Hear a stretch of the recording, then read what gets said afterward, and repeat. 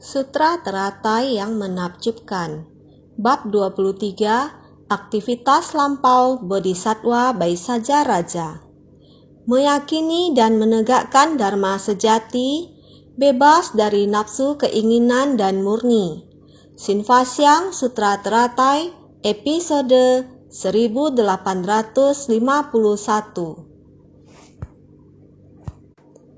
Samudra dari segala kerisauan telah disumbat pada sumbernya dan memperoleh kelahiran di alam surga Brahma yang hening dan tenang. Dalam ajaran Buddha, Raja Brahma memuja, meyakini, menegakkan dan melindungi dharma sejati, menegakkan sila dengan murni guna mencegah kesalahan dan menghentikan kejahatan. Raja Brahma telah bebas dari nafsu keinginan dan murni, maka tidak memiliki permaisuri atau selir. Hendaknya membuang debu dan mengikis kekotoran, bebas dari noda dan kemelekatan, membersihkan polusi udara dan melindungi bumi.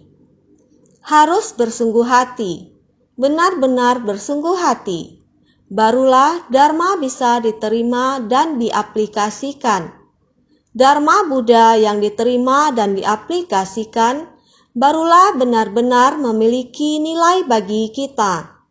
Jadi semua orang harus bersungguh hati. Dharma meresap ke dalam batin dan diaplikasikan di dalam kehidupan sehari-hari kita. Lihatlah, samudra dari segala kerisauan telah disumbat pada sumbernya. Benar, manusia melatih diri adalah untuk menghapus kerisauan. Kerisauan-kerisauan ini luas bagaikan lautan.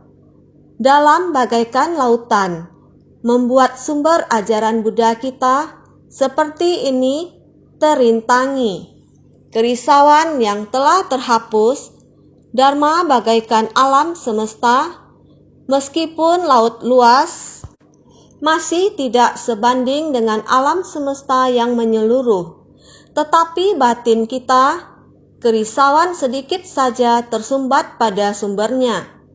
Maka kita tidak akan melihat alam semesta yang penuh dengan kebenaran sejati.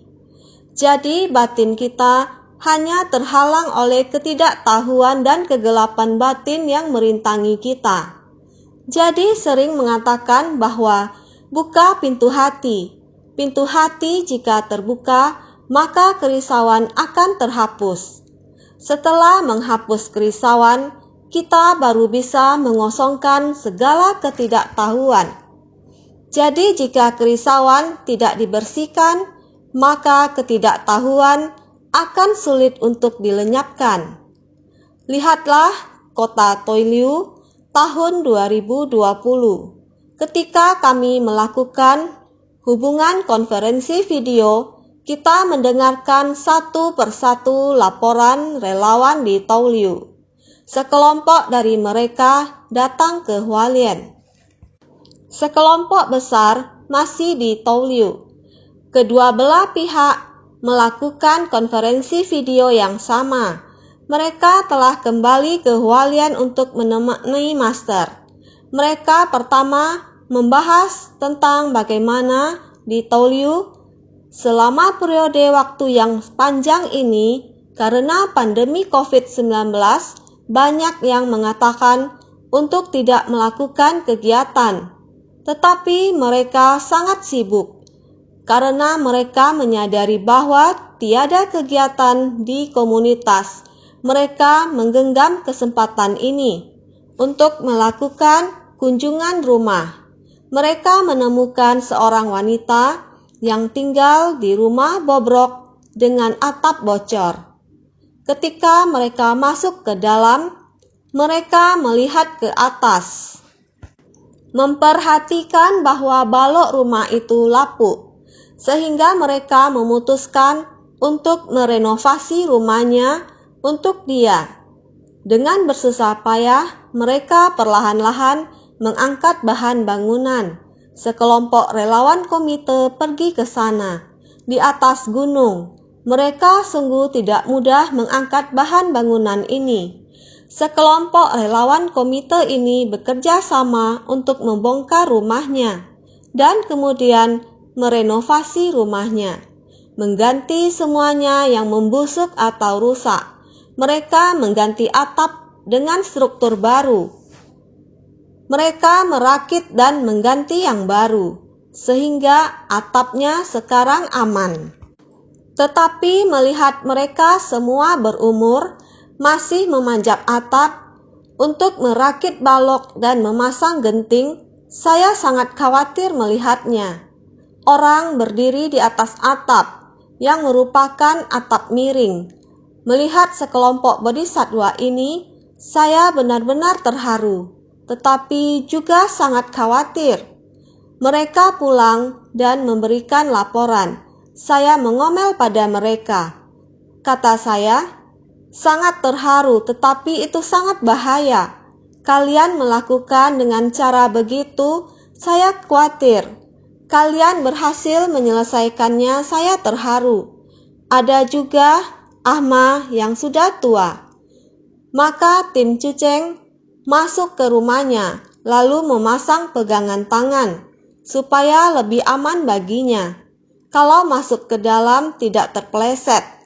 Taichung juga ada orang tua yang umur sekitar 70 atau 80, tinggal di atas gunung. Sehari-hari, jika ingin ke toilet, harus berjalan sangat jauh. Dia membawa relawan pergi lihat. Setiap hari jika ingin ke toilet, disitulah toilet tersebut, lalu membawa mereka pergi. Jalan sangat jauh. Bagaimana jika bertiup angin kencang atau hujan, pakai payung, dan membawa mereka menapaki jalan setapak pegunungan? Harus berjalan begitu jauh untuk dapat pergi ke toilet. Tim Cuceng tidak tega, maka di dalam rumah dia, relawan memasangkan toilet. Amah sangat sopan. Tidak perlu. Saya sudah tua, tinggal di sini tidak akan lama lagi. Akan tetapi, orang yang penuh cinta kasih ini, mereka tidak peduli akan tinggal di rumah itu berapa lama. Pokoknya keselamatan adalah yang utama. Jika kita berpikir tidak lama lagi akan menjadi depresi, maka membangun sebuah tempat berusaha agar dia tidak perlu berjalan jauh, mendengar laporan mereka ditambah dengan video seperti mengikuti mereka pergi ke sana. Sungguh sangat terharu. Bodhisatwa tidak tega melihat para makhluk menderita. Proses perjalanan dari bodhisatwa adalah getir, namun mereka rela, yakni gembira juga bersedia. Semua orang melakukannya dengan sukacita. Inilah dunia ceci. Bodhisatwa tidak tega melihat para makhluk menderita. Karena demikian, mereka menyelesaikannya. Sehingga para insan ceci telah menghapus kerisauan batin. Aspirasi dari bodhisatwa telah memenuhi arah tujuan hidup mereka. Arah tujuan kehidupan mereka adalah bodhisatwa. Sehingga semua orang mengumpulkan kekuatan dari para bodhisatwa untuk melakukan pekerjaan yang demikian. Sungguh menyentuh banyak orang. Sembari mendengar, sembari melihat, sungguh sulit untuk digambarkan. Di Tolyu, insan ceci di Tolyu mulai berkata kepada saya, "Mari, Master, kita kembali ke Tolyu. Kami akan membawa Anda berkeliling." Mulai memandu kami berkeliling di Depo Pelestarian Lingkungan Tolyu. Depo Pelestarian Lingkungan kita sangat terbuka luas. Terdapat beberapa bagian daur ulang di dalamnya yang tertata dengan sangat rapi. Lebih dari 50 bodhisatwa berada di dalam, memilah barang daur ulang, khususnya sekelompok botol kaca. Botol kaca yang tidak dapat dipilah di kota, maka mereka datang ke desa ini yang tidak terdapat hunian penduduk di sekitarnya. Sekitarnya hanya terdapat ladang. Depo pelestarian lingkungan kami berada di sana, yang disediakan oleh insan ceci. Ladang tersebut berubah menjadi depo daur ulang. Di tempat tersebut mereka mengantarkan botol-botol kaca itu. Saat mereka melemparkan botol-botol kaca tersebut, melempar hingga menimbulkan sebuah irama. Suara gelas kaca itu sangat keras. Begitu mereka melemparnya, sehingga menimbulkan irama yang kuat. Kita melihat mereka dengan sengaja melempar botol itu hingga pecah karena sangat memakan banyak tempat. Jadi, di tempat itu digunakan untuk melempar atau memecahkan, sehingga mobil truk dapat mengambilnya. Proses pemilahan ini sangatlah sulit. Mereka menjelaskannya kepada saya. Mereka mengatakan, barang ini sangat murah, tidak berguna. Namun, Master pernah berkata, aksi ini bukan masalah uang, namun adalah untuk pelestarian lingkungan. Barang-barang ini karena tidak berguna dan tidak diinginkan orang, inilah mengapa mereka membuangnya di mana-mana seperti sampah, sehingga menjadi kotor, air menggenang, dan jentik-jentik berkembang. Maka mereka harus mengumpulkannya. Saat mengumpulkannya, ingin mengurusnya sangatlah pekerjaan yang berat.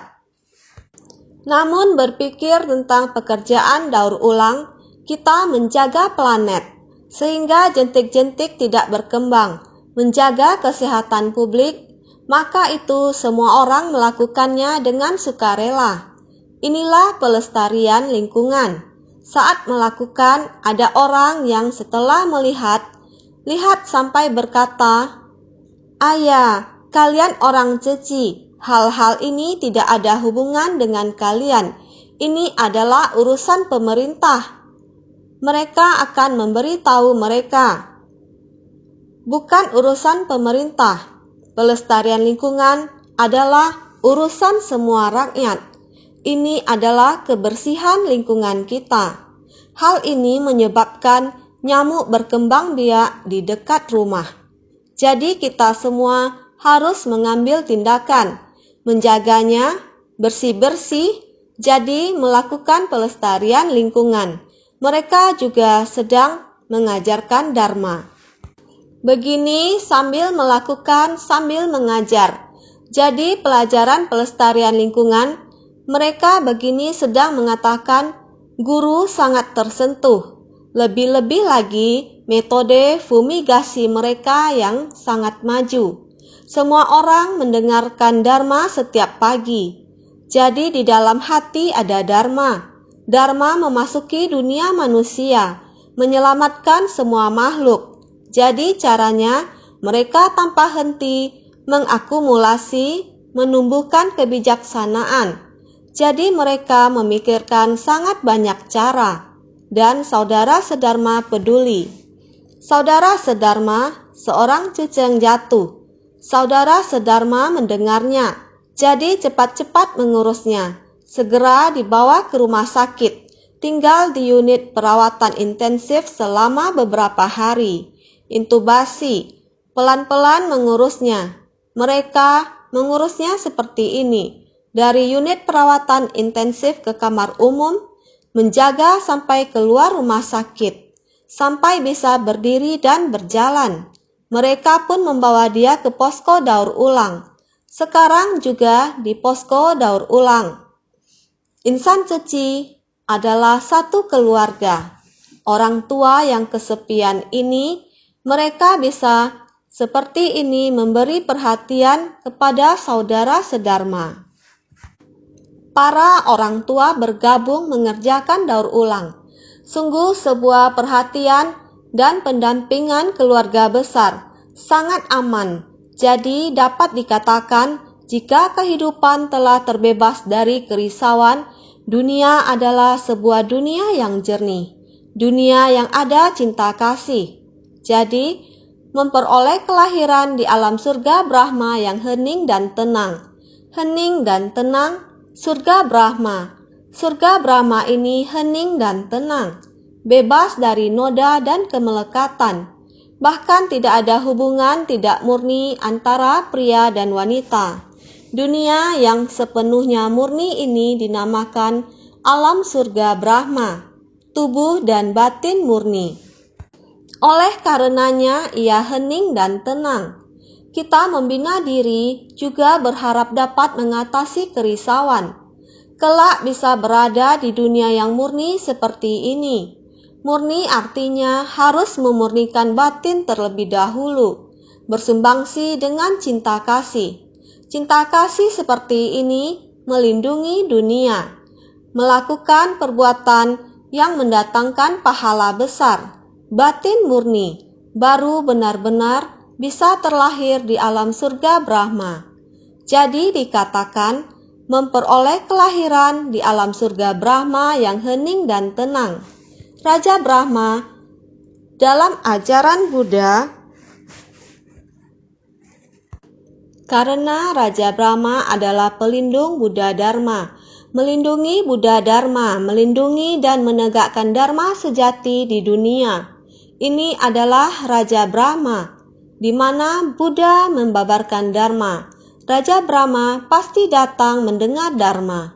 Tidak peduli di mana membabarkan Dharma, Raja Brahma adalah salah satu pelindung Dharma dan juga mendengarkan Dharma dengan serius. Raja Brahma menegakkan Dharma sejati, menciptakan berkah surgawi. Oleh karenanya terlahir di alam surga Brahma. Dia adalah Raja Brahma di dalam ajaran Buddha. Sangat penuh berkah, terlahir di surga. Dharma benar, pandangan benar, dan pengetahuan benar melindungi dan menegakkan Dharma benar. Raja Brahma ini dia memuja, meyakini, menegakkan dan melindungi Dharma sejati. Ini adalah Raja Brahma. Ia menjaga kemurnian dalam sila, menjaga dari kesalahan dan hentikan kejahatan. Sila mencegah perbuatan salah. Jadi, ketika ada pikiran yang menyimpang, kita harus segera menjalankan sila. Itu akan mencegah dan menghentikannya. Ketika keinginan muncul dalam pikiran kita, kita harus mencegahnya dengan kewaspadaan dan rasa hormat. Untuk pencegahan, kita tidak boleh memunculkan pikiran yang tidak murni. Ini adalah menjaga dari kesalahan dan hentikan kejahatan. Sebelum kita melakukannya, kita harus segera berhenti. Jika kita memulainya, kita harus segera menghentikan diri kita sendiri dan tidak pernah melanjutkannya. Kita harus menahan diri dari semua kejahatan dan melakukan semua kebaikan, membangkitkan kebaikan yang belum muncul dan mencegah kejahatan apapun yang belum muncul. Ini adalah menjaga dari kesalahan dan kejahatan. Bagi mereka yang belum memunculkan kebaikan, kami mendorong mereka untuk memiliki pikiran kebaikan. Sebelum pikiran jahat muncul, kita harus dengan hati-hati mencegahnya. Ketika kita memunculkan pikiran jahat, kita harus segera menghentikannya. Beginilah cara kita harus merawat hati kita, mencegah dan maju dengan tekun. Kita harus tekun dalam kebaikan dan menghentikan dan mencegah semua kejahatan. Sebelum muncul, ini adalah menjaga dari kesalahan dan menghentikan kejahatan. Maka, Raja Brahma telah bebas dari nafsu keinginan dan murni, maka tidak memiliki permaisuri atau selir. Karena Raja Brahma tidak memiliki permaisuri juga tidak ada selir, maka tidak mempunyai keturunan. Maka tidak memiliki permaisuri atau selir, hendaknya membuang debu dan mengikis kekotoran, bebas dari noda dan kemelekatan. membuang debu. Setiap saat di hati tidak boleh ada sedikit pun debu. Jika ada sedikit debu, harus dengan segera dibersihkan. Sedikit pasir pun tidak boleh, maka kita harus sering-sering menghilangkannya. Kita perlu sangat bersungguh-sungguh. Setiap saat rajin membersihkan. Jangan sampai ada kekotoran batin. Maka kita harus menjaga dengan baik hati kita. Mendengarkan dharma, mempunyai karma baik mendengarkan dharma. Juga mendengarkan dharma harus menggunakannya. Jangan sampai duduk di bagian depan aula pembabaran dharma, duduk dengan baik di sana. Setelah selesai, mulai memperhitungkan hal-hal yang sepele sampai ke hal yang besar. Ini tidak diperbolehkan. Tak terhingga dan tak terhitung. Tak terhingga dan tak terhitung dalam menciptakan berkah. Jangan tak terhingga dan tak terhitung dalam menciptakan keburukan. Berbicara yang baik harus membicarakan dharma yang tak terhingga dan tak terhitung. Tidak boleh menciptakan karma buruk dari ucapan.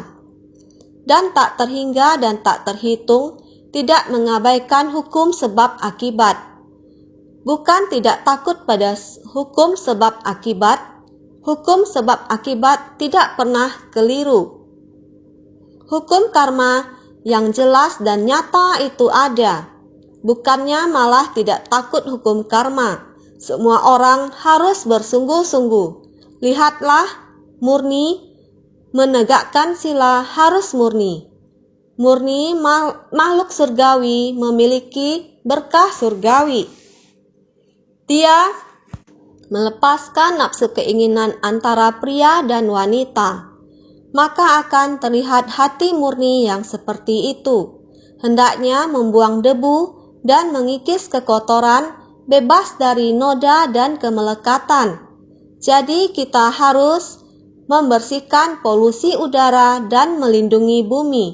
Para bodhisatwa pelestarian lingkungan ini, mereka mensucikan bumi, juga mensucikan hati mereka. Melakukan pelestarian lingkungan, membersihkan noda, agar tiada ruang yang ternoda, karena udara juga sudah tercemar. Bumi ini juga telah ternoda oleh sampah-sampah, plastik, dan lain-lain. Jika kita tidak melakukannya lagi, tidak melakukan pelestarian lingkungan, bumi ini tidak akan lama lagi akan mengeras. Jadi para insan ceci telah melakukan pelestarian lingkungan selama 30 tahun. Tahun ini tanggal 23 Agustus 2020 sudah 30 tahun. Pada tanggal 23 Agustus 1990 hari itu, 30 tahun yang lalu, saya memberikan ceramah di Gedung Industri dan Komersial Sinmin di Taichung pada tanggal 23 Agustus 1990, di mana Master Cheng Yen memberikan ceramah yang mendorong semua orang untuk melakukan pelestarian lingkungan dengan kedua tangan yang sedang bertepuk tangan. Di dalam stadion di sekolah itu dapat menampung berapa ribu orang, sangat besar. Saat berceramah di tempat itu, tepuk tangan yang terdengar sangat mengganggu. Dengan satu kalimat mengatakan, dengan kedua tangan yang bertepuk tangan, lakukan pelestarian lingkungan. Demikian satu kalimat yang terucap itu pada tanggal 23 Agustus 1990 pada hari itu merupakan asal mula dari perkataan terhadap kalimat tersebut. Demikian melakukan pelestarian lingkungan sampai tahun ini, tahun 2020, sudah 30 tahun. Dengan kedua tangan yang bertepuk tangan, lakukan pelestarian lingkungan. Demikian sudah 30 tahun berlalu. Pelestarian lingkungan ini telah Perserikatan Bangsa-Bangsa saat ini memberikan perhatian besar pada hal ini. Tetapi Ceci telah melakukan pelestarian lingkungan selama 30 tahun. Jadi kita harus sangat memperhatikan pelestarian lingkungan. Dengan melestarikan lingkungan, dapat hendaknya membuang debu dan mengikis kekotoran. Segala debu dan kekotoran harus kita bersihkan sepenuhnya. Apa yang dapat kita daur ulang kembali. Kita berupaya menjaga agar udara tidak tercemar. Kita menjaga agar bumi tetap bersih. Jadi, bebas dari noda dan kemelekatan, membersihkan polusi udara dan melindungi bumi. Inilah para insan ceci. Inilah bodhisatwa pelestarian lingkungan. Kita dapat membayangkan jasa pahalanya tak terhingga. Saya sangat bersyukur dan berterima kasih. Mereka bersumbangsi bagi para makhluk menderita di dunia ini. Dan juga untuk bumi, tanah yang tercemar ini. Mereka menjernihkan udara dan melindungi bumi. Mereka benar-benar adalah bodhisatwa hidup dunia. Saya sangat bersyukur dan terharu. Sutra teratai adalah jalan kehidupan di dunia. Adalah jalan bodhisatwa. Oleh karena itu, perlu waktu yang sangat panjang untuk menjelaskan jalan kehidupan di dunia. Jalan bodhisatwa dunia. Mari kita lihat naskah sutra kemarin. Lalu ibarat di antara para raja kecil, raja pemutar roda adalah paling utama. Sutra teratai ini juga demikian. Di antara semua sutra adalah paling mulia. Bab 23, aktivitas lampau bodhisatwa Baisaja Raja. Karena naskah sutra sebelumnya membahas tentang para raja, raja pemutar roda, dan lain sebagainya. Kini, pada bagian naskah sutra ini membahas tentang lalu ibarat Sakra Dewanam Indra adalah raja pada alam surga. Dari 33 dewa, sutra teratai ini juga demikian, adalah raja dari semua sutra. Bab 23, aktivitas lampau bodhisatwa Baisaja Raja. Naskah sutra di atas membahas tentang raja. Sebenarnya, sutra teratai adalah raja dari semua sutra. Mari kita lanjutkan kembali. Sutra sebelumnya menyatakan, lalu ibarat Raja Mahabrahma, ayah dari semua makhluk, sutra teratai ini juga demikian, menjadi ayah bagi semua makhluk luhur dan makhluk suci, mereka yang masih dalam tahap belajar ataupun telah melampaui tahap belajar, serta mereka yang telah membangkitkan tekad bodhisatwa. Bab 23, aktivitas lampau bodhisatwa Baisaja Raja. Dengarkan naskah sutra ini dengan sepenuh hati. Lalu ibarat Raja Mahabrahma, ayah dari semua makhluk. Yang dimuliakan Raja Mahabrahma adalah penguasa dari semua alam surga, pada 3 kelompok alam atau triloka. Semua makhluk memandangnya sebagai ayah. Lalu ibarat Raja Mahabrahma, ayah dari semua makhluk, yang dimuliakan Raja Mahabrahma, beliau adalah penguasa dari semua alam surga pada 3 kelompok alam triloka, juga adalah semua makhluk memandangnya sebagai ayah, maka disebut sebagai ayah dari semua makhluk. Kita juga sering mendengar dalam agama Kristen dan Katolik, mereka menyebut Bapa di surga. Saya rasa mereka merujuk pada Raja Dewa Surga Brahma, Brahma Dewa Raja. Sutra teratai ini juga demikian, menjadi ayah bagi semua makhluk luhur dan makhluk suci, mereka yang masih dalam tahap belajar ataupun telah melampaui tahap belajar. Semua makhluk luhur dan makhluk suci adalah merujuk pada 3 kendaraan. 3 tingkat kesucian dan di bawahnya disebut masih dalam tahap belajar, saiksa. Sedangkan tingkat kesucian keempat, arhat, disebut telah melampaui tahap belajar, asaiksa. Sutra teratai ini juga demikian, menjadi ayah bagi semua makhluk luhur dan makhluk suci, mereka yang masih dalam tahap belajar ataupun telah melampaui tahap belajar. Bagian ini mendengarkan semua makhluk luhur dan makhluk suci adalah merujuk pada 3 kendaraan. Kendaraan kecil, menengah, dan besar. Semuanya disebut sebagai luhur dan suci. Orang luhur dan suci adalah mereka yang telah membulatkan tekad untuk berlatih spiritual, meninggalkan ikatan dunia dan keluarga. Hati mereka sudah bebas dari pikiran duniawi, melepaskan keterikatan terhadap rumah tangga, dan fokus sepenuhnya pada dharma. Maka mereka digolongkan sebagai orang tulus dan bijak, yaitu para praktisi dari 3 kendaraan. Penjelasan tentang 3 kendaraan akan dijelaskan nanti, dan semua orang pun mengetahuinya. 3 tingkat kesucian dan di bawahnya disebut masih dalam tahap belajar atau seksa. Dalam ajaran kendaraan kecil ada 4 tingkatan, dan 3 tingkatan pertama adalah tingkatan pertama disebut Sotapanna, kedua Sakridagamin, dan ketiga Anagamin. Ini semua adalah tingkat yang masih belajar. Mereka masih berada dalam proses pembelajaran, baru saja memasuki tahap awal pembelajaran.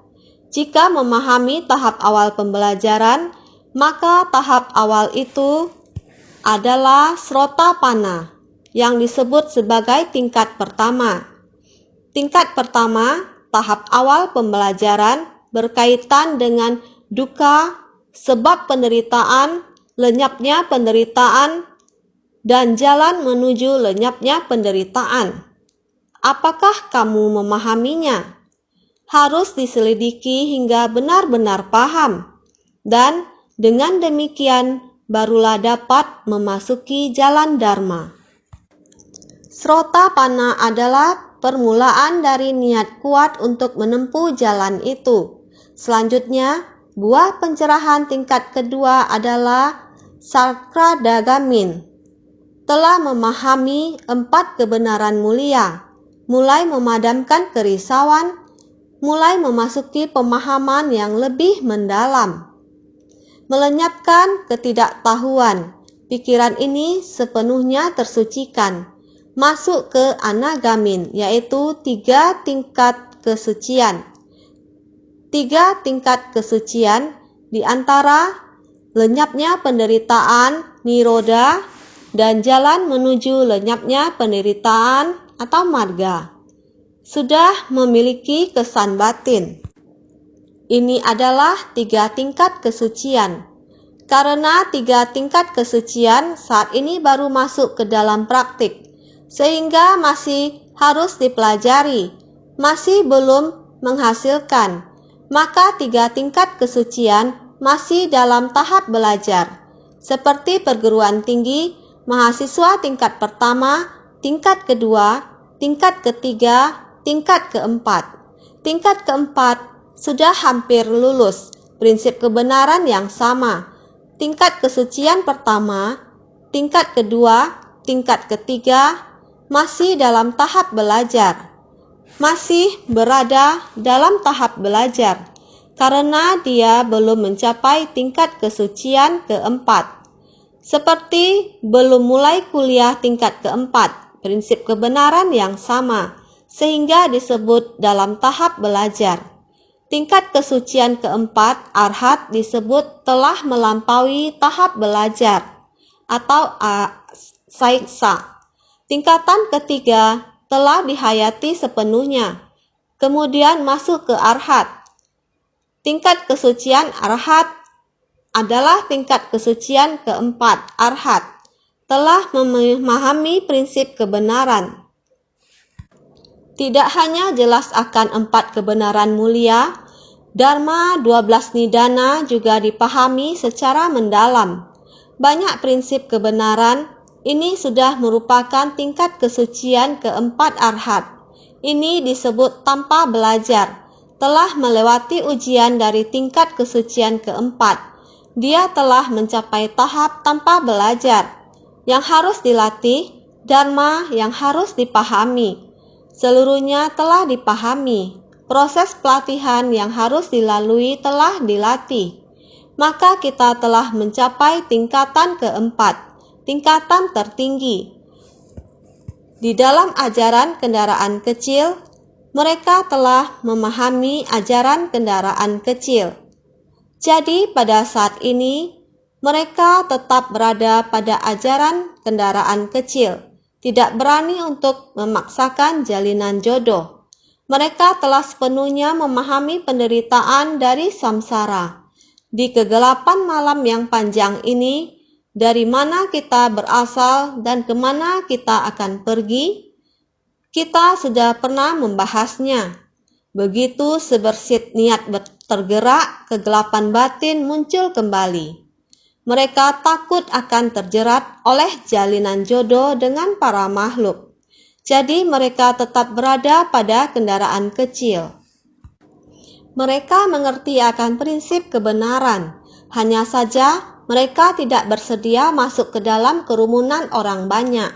Ini disebut praktisi kendaraan kecil yang masih dalam tahap belajar dan yang telah melampaui tahap belajar. Serta mereka yang telah membangkitkan tekad bodhisatwa. Bodhisatwa termasuk benih. Sutra membicarakan tentang buah kebudaan, jadi adalah ayah.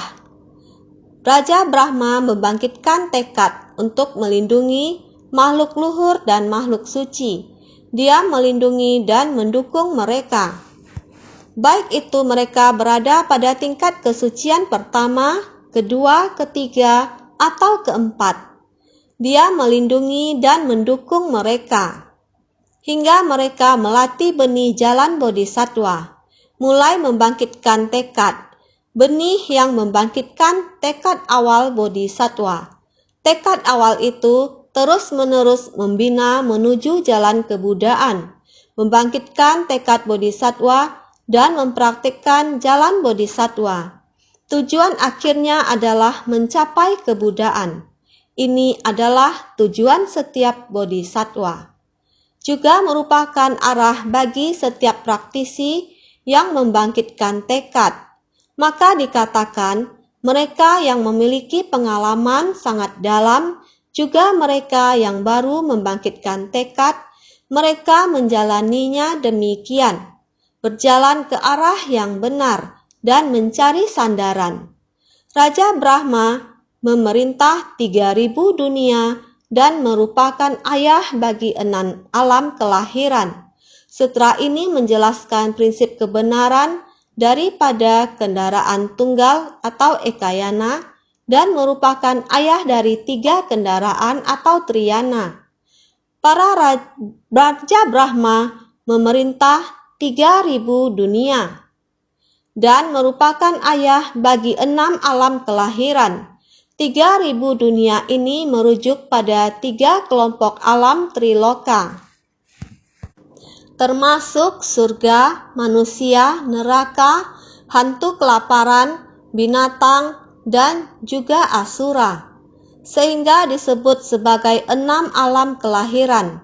Raja Brahma memerintah semuanya, sehingga beliau disebut sebagai ayah. Inilah Raja Brahma. Posisi beliau sangatlah tinggi. Oleh karena itu, sutra ini menjelaskan prinsip kebenaran daripada kendaraan tunggal atau ekayana dan merupakan ayah dari 3 kendaraan atau triyana. Prinsip kebenaran daripada sutranya adalah kendaraan tunggal atau ekayana, dan sutra teratai kita adalah berisikan prinsip kebenaran daripada kendaraan tunggal. yang mencakup dan meliputi semua prinsip kebenaran sehingga disebut kendaraan tunggal. Oleh karena itu, ia disebut sebagai ayah dari 3 kendaraan atau triana. Karena semua prinsip 3 kendaraan tercakup di dalam sutra teratai ini, maka dari itu sutra ini juga disebut Raja Sutra, juga ayah dari semua sutra, raja dari seluruh ajaran, yaitu sutra teratai yang mencakup semuanya. Oleh karena itu, kita semua harus bersungguh hati. Bersungguh hati menyerap Dharma Buddha ke dalam hati dan menerapkannya dalam kehidupan sehari-hari. Dalam kehidupan, kita harus meneladani para bodhisattva di dunia ini. Para bodhisattva dunia pada saat ini, seperti yang baru saja dikatakan, bodhisattva sejatinya hadir di dunia, memberi perhatian kepada mereka yang menderita, masuk ke dalam penderitaan para makhluk dan bersumbangsi, tanpa menghiraukan segala kesulitan dan tanpa menyesal. Tadi mendengar, melihat mereka demikian susah payah, pergi survei, melihat penderitaan demikian. Semua tidak takut susah payah. Naik ke atas membawa begitu banyak bahan bangunan, membangun satu rumah, membuat orang tua tersebut dapat tinggal dengan aman. Walaupun orang tua tersebut mengatakan, "Saya tidak akan lama lagi hidup." Ayah, walau kamu hidup berapa lama lagi, kita melihatnya sangat tidak tenang, memberimu satu kehidupan yang aman, demikian berdasarkan satu niat ini menyelesaikannya. Seperti menyelesaikan satu dunia yang baru. Bodhisattva menanam berkah besar demikian, menciptakan berkah besar, yaitu menanam benih bodhisattva. Inilah proses dari bodhisattva. Batin sedikit pun tidak tercemar, tidak tamak. Lihatlah, tidaklah ini yang diperbuat semua orang. Perbuatan yang berlalu, batin tenang, orang tua aman, semua tenang, telah tenang. Batin tiada rintangan, sangat jernih dan murni. Tiada debu yang melekat, tiada melekat, sangat luar biasa. Tidak, telah berlalu, yang patut dilaksanakan melakukannya. Setelah selesai, kita tenang dan dia aman. Ini saja.